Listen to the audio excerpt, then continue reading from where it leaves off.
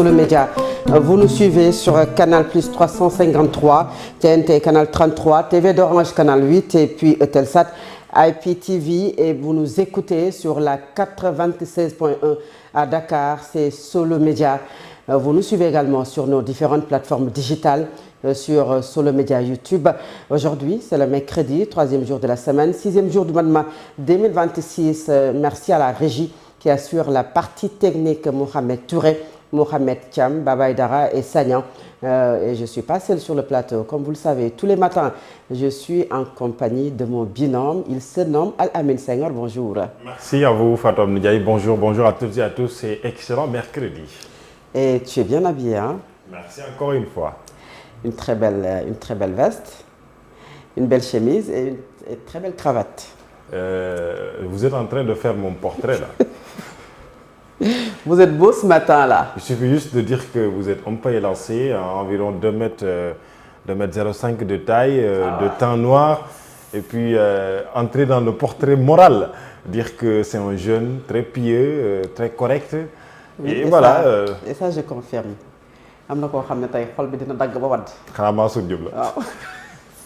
Alors, Al-Amin Senghor, quelles sont les unes des quotidiens de ce matin? Merci à vous, Fatou Ndiaye. Merci à toutes et à tous encore une fois. Le quotidien Solo ce matin parle de secrets d'alliance et de rivalité persistante entre surtout Bassirou Diomaye Faye et la coalition Diomaye Karim Wade et peut-être le Parti démocratique sénégalais et parallèlement Mimi Touré, qui aujourd'hui donc est la superviseure de cette coalition Diomaye Président. La guerre des trois aura-t-elle lieu? L'interrogation donc est posée par mes confrères du journal, donc Solo ce matin, ou dirait-on par ma consoeur, puisqu'il s'agit donc d'un article écrit par une consoeur du quotidien Solo ce matin. Il s'agit donc de Mam Sokhna Dramé qui en a parlé ce matin. Un article donc que vous pourrez retrouver dans ce journal. Audition de Maître Bamba Cissé à l'Assemblée nationale. 69% du budget à la sécurité publique, a dit Maître Bamba Cissé, je rappelle, actuel donc ministre de l'Intérieur, qui hier est allé donc à l'Assemblée nationale pour juste dans le cadre des auditions des membres du gouvernement au niveau donc de l'Assemblée nationale. C'est pourquoi donc nos confrères du journal Selon en a parlé ce matin. Sachez que le quotidien donc parle également du tribunal correctionnel. Yasseida risque 15 ans de prison pour le meurtre de son élève, informe le journal. Bassirou Dian, coordinateur national de la cellule média de Diomaye Président.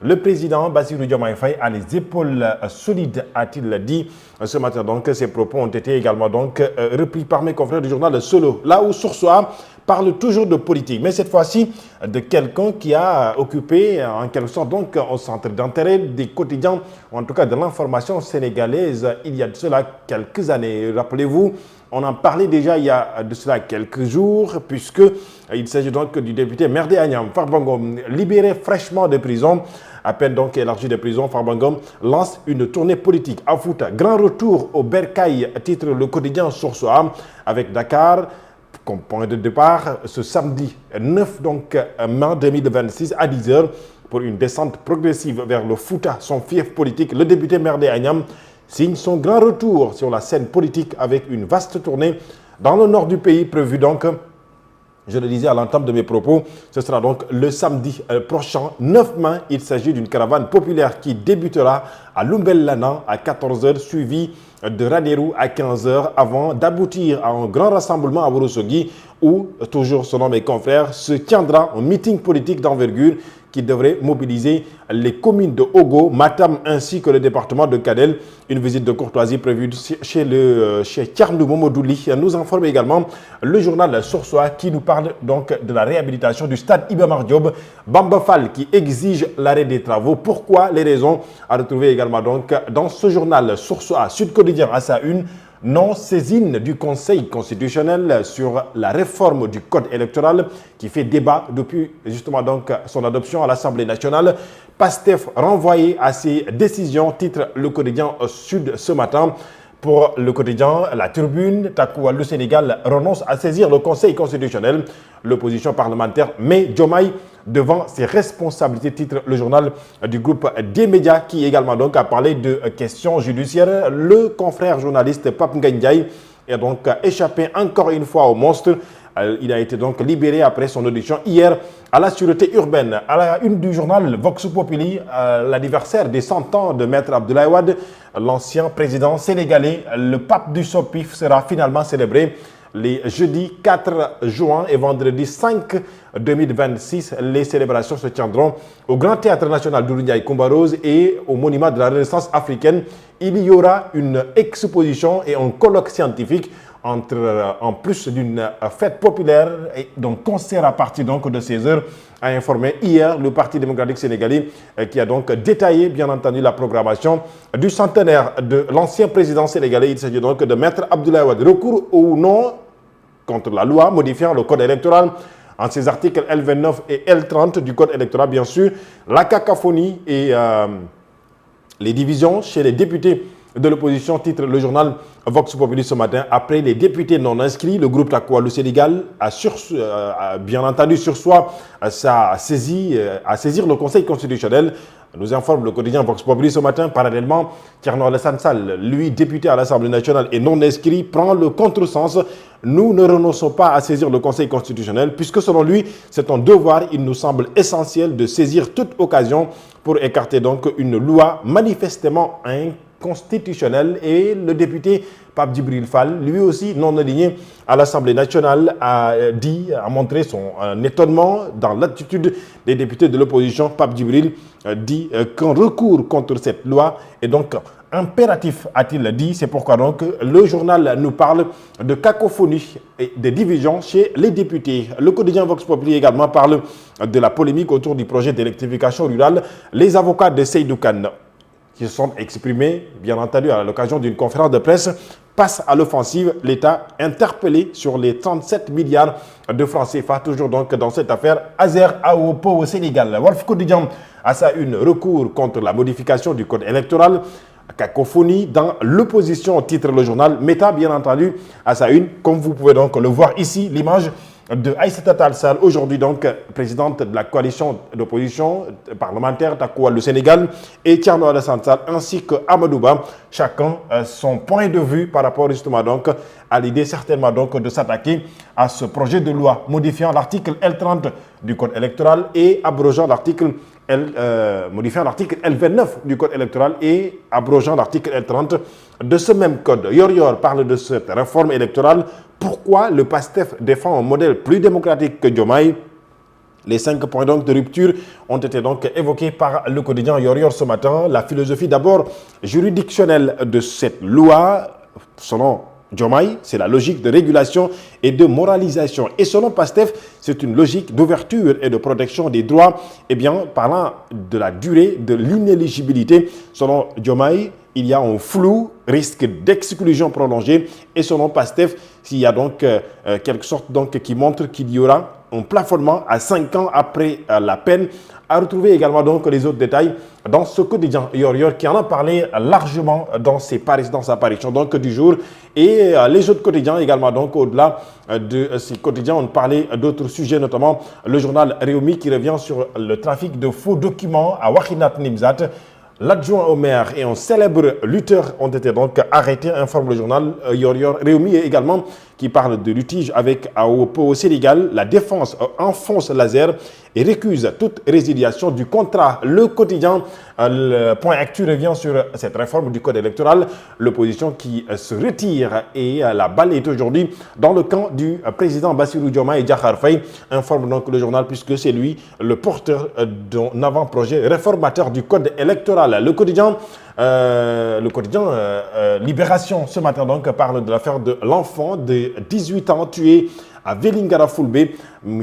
Camara ou M. Camara, égorgé par son oncle paternel, coincé par les gendarmes. Le mis en cause connu pour usage de drogue et passé aux aveux. Il a soutenu avoir lâchement tué M. Camara pour se venger de sa mère après une altercation. Des détails à retrouver à la page numéro 2 de mes confrères du journal Libération. Et parler de sport cette fois-ci avec le quotidien Point Actu Sport, la Ligue des Champions. Arsenal s'est offert l'équipe de l'Atlético Madrid et sa première qualification en finale de la Ligue des Champions depuis 2026. Aujourd'hui, les Gunners joueront donc la finale de la Ligue des Champions pour l'édition 2026. Record parle de cette Ligue des Champions, mais surtout fait focus sur aujourd'hui l'autre demi-finale qui doit opposer donc 2 Sénégalais, puisque dans le club du Paris Saint-Germain, il y a un Sénégalais, il s'agit donc d'Ibrahima Mbaye, et pour le club du Bayern de Munich, un autre Sénégalais, ou en tout cas 2 Sénégalais, puisqu'on a vu l'autre, il s'agit donc de Sapoko Ndiaye, mais le quotidien met en exergue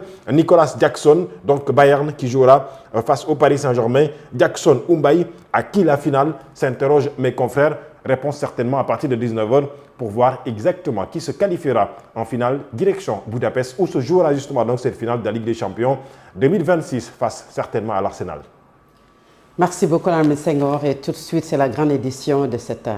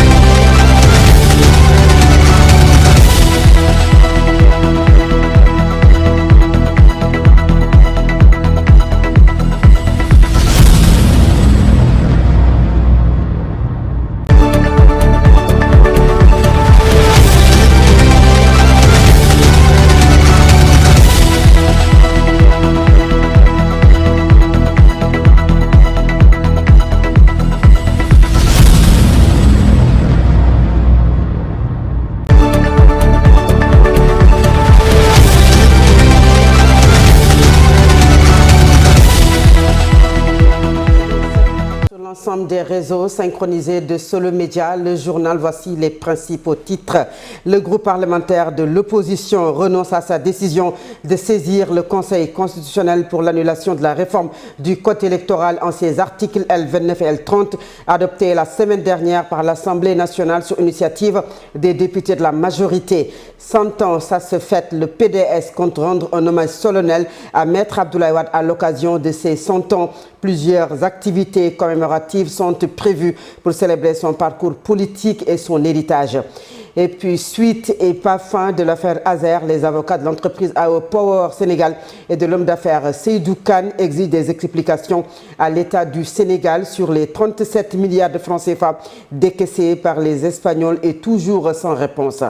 Et à quelques semaines de la fête de la Tabaski, l'inquiétude gagne les vendeurs de moutons. Les clients ne se manifestent pas encore.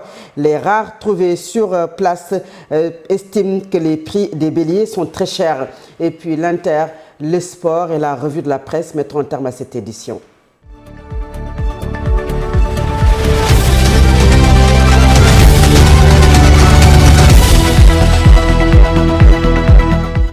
Le dossier Azer n'a pas encore fini d'enflammer la toile, entraînant ainsi adversité entre l'agence dirigée par Jean-Michel Chen et l'agence AO Power. Les avocats de l'entreprise AO Power Sénégal et l'homme d'affaires Seydou Kane exigent des explications à l'État du Sénégal sur les 37 milliards de francs CFA décaissés par les Espagnols et toujours pas réponse. Ils étaient en conférence de presse hier après-midi en présence d'Ibrahima Khalil Djemé et de Cheikh Tidiane Sène. Depuis ci ay semaine yu bëri dossier Azer ak AEE Power mu ngi wéy di indi coow lu bëri gannaaw ba Azer doon amal ab conférence de presse ci ay fan yu ñu weesu dégg nañu ci turu Seydou Kane ci wàllum gestion fanweer ak juróomi ñaari milliards yi nga xamante ne dañ ko jégleeloon wàllum électrification rurale moo tax it ay avocat am daal di jóg ne loolee ab gabal politique la ma ñu bëgg a jëmale ci seeni client. su ma déggee ñu naan am na ay décaissement yu nga xamante ni dañ ko viré ci ay comptes. Alors, c'est l'élément en Wolof. Le dossier n'a pas encore fini donc d'enflammer la toile, entraînant une adversité entre l'agence dirigée par Jean-Michel Sen et AO Power. Les avocats d'ailleurs de l'entreprise AO Power et de l'homme d'affaires Seydou Kane exigent des explications à l'État du Sénégal sur les 35 milliards de francs CFA décaissés par les Espagnols et toujours pas réponse. Ils étaient en conférence de presse hier après-midi en présence d'Ibrahima Khalil Djemé et de Cheikh Tidiane Sène. Depuis ci ay semaine yu bëri dossier Azer ak AEE Power mu ngi wéy di indi coow lu reviendrons certainement dans nos prochaines éditions sur l'actualité judiciaire. Toujours le journaliste animateur de l'émission Faram Fathie sur la TFM, Papa Ngagne Ndiaye, a été entendu ce matin à la sûreté urbaine de Dakar pour diffusion pour diffusion de fausses nouvelles avant d'être finalement remis en liberté après plusieurs heures d'audition, nous dit Mame Sokhna Dramé. diggante nguur gi ak taskatu xibaar yi ñoo ngi ci samp laaj ci ñagas-ñagas bi ci am journaliste bi di Papa Ngagne Ndiaye def na ay waxtu yu bare ci kanamu takk der yi ñu ko doon laaj ci tuuma xibaar yu dëgguwul ba ñu ko woowee. C'est une affaire qui relance les débats sur les rapports entre pouvoir et médias. Le journaliste Papa Ngagne Ndiaye a passé plusieurs tours d'horloge à la sûreté urbaine de Dakar dans le cadre d'une enquête pour diffusion de fausses nouvelles. Dès les premières heures de sa convocation, plusieurs figures de la presse ont fait le déplacement pour lui apporter leur soutien. Parmi elles, le doyen El Hadj Assane Gueye ainsi que Babacar Fall, traduisant une solidarité forte au sein de la corporation. Présent également sur les lieux, Cheikh Yérim Seck n'a pas caché son incompréhension face à cette procédure. Devant la presse, il s'est dit surpris de voir des journalistes convoqués sous l'ère du pouvoir actuel, estimant que son confrère n'est ni excessif ni agressif, mais qu'il exprime simplement ses idées. Après plusieurs heures d'audition, Papa Ngagne Ndiaye a finalement été libéré sans qu'aucune information officielle détaillée ne soit immédiatement communiquée sur la suite de la procédure. Cette affaire intervient dans un contexte où les interpellations des journalistes suscitent de plus en plus d'inquiétudes au sein de l'opinion et des organisations de défense des médias. Au-delà du cas de Papa Ngagne Ndiaye, c'est toute la question de l'équilibre entre régulation de l'information et respect des libertés fondamentales qui est posée. Un test grandeur nature pour la démocratie sénégalaise, où la liberté de la presse reste plus que jamais sous surveillance. Et je vous le disais en titre, le groupe parlementaire Takku Wallu renonce à sa décision de saisir le Conseil constitutionnel pour l'annulation de la réforme du code électoral en ses articles L29 et L30 adoptés la semaine dernière par l'Assemblée nationale sur initiative des députés de PASTEF. Le groupe parlementaire de l'opposition évoque ainsi le contexte politique marqué par les réserves du président Bassirou Diomaye Faye, une décision qui laisse la majorité de PASTEF face à ses responsabilités, tandis que le débat sur les règles du jeu électoral reste plus que jamais ouvert. Les détails avec Baynongo Fall. Le groupe parlementaire Takku Wallu Sénégal a finalement décidé de ne pas saisir le Conseil constitutionnel contre la loi modifiant les articles L29 et suivants du code électoral. Dans un communiqué publié ce mardi, la formation d'opposition explique avoir sursis à son recours après une analyse du contexte politique marqué notamment par la récente prise de position du président de la République, Bassirou Diomaye Diakhar Faye, qui a lui-même annoncé de futures mesures concernant ces dispositions. Cette décision intervient dans un climat politique tendu quelques jours après l'adoption le 28 avril par l'Assemblée nationale dominée par PASTEF les Patriotes d'une réforme controversée du code électoral. Le texte, voté à une large majorité, est présenté par ses initiateurs comme une clarification des conditions d'inéligibilité. Mais l'opposition y voit une loi taillée sur mesure susceptible de favoriser une candidature du leader de PASTEF et actuel Premier ministre Ousmane Sonko à l'élection présidentielle de 2029. Fait notable, le chef de l'État lui-même a pris ses distances avec cette initiative parlementaire, déclarant ne pas en avoir perçu l'urgence et rappelant l'importance d'une démarche consensuelle dans la conduite des réformes électorales. Une sortie qui semble avoir pesé dans le choix de plusieurs acteurs politiques de temporiser. C'est notamment le cas des députés non inscrits qui, eux aussi, ont renoncé à introduire un recours évoquant une cacophonie institutionnelle entre l'initiative parlementaire et les annonces de l'exécutif. Ils appellent désormais à une réforme globale, inclusive et conforme aux standards démocratiques. Dans ce contexte, Takku Wallu Sénégal dit refuser de s'immiscer dans ce qu'il considère comme des tensions internes au parti au pouvoir. Le groupe affirme laisser la majorité assumer pleinement les conséquences de ses choix législatifs tout en réitérant sa vigilance quant à la préservation des acquis démocratiques. Une position qui illustre les recompositions en cours autour de la réforme du code électoral, désormais au cœur du débat politique national. Et face à la montée des critiques sur l'absentéisme parlementaire, l'Assemblée nationale envisage de durcir les règles. Une réforme de l'article 118 prévoit un système de sanctions progressives pouvant aller jusqu'à la suspension totale de l'indemnité, voire la démission d'office en cas d'absence répétée, déjà proposée en 2019 par Théodore Chérif Monteil. Et puis sans être adoptée, cette mesure revient aujourd'hui au cœur du débat porté par une exigence accrue de responsabilité et de redevabilité des élus. Les détails avec Sira Béatrice Ndion.